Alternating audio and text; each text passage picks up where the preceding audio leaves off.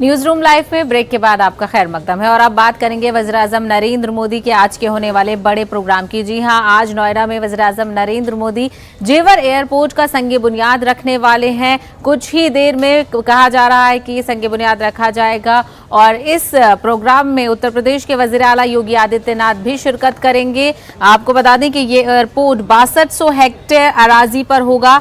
Airport की तामीर पर 30,000 करोड़ रुपए की लागत आएगी। एयरपोर्ट की तामीर का काम मरहलेवार तरीके से मुकम्मल होगा। पहले 2 रनवे और 1 टर्मिनल की तामीर की जाएगी। इसके बाद 3 रनवे बनाए जाएंगे। जेवर इंटरनेशनल एयरपोर्ट से पहली परवाज का हदफ 26 सितंबर 2024 मुकर्रर किया गया है। इस हवाई अड्डे के सबब उत्तर प्रदेश के रास्ते दुनिया के लिए खुल जाएंगे और इससे रियासत को लॉजिस्टिक के आलमी नक्शे में मुकाम हासिल हो जाएगा।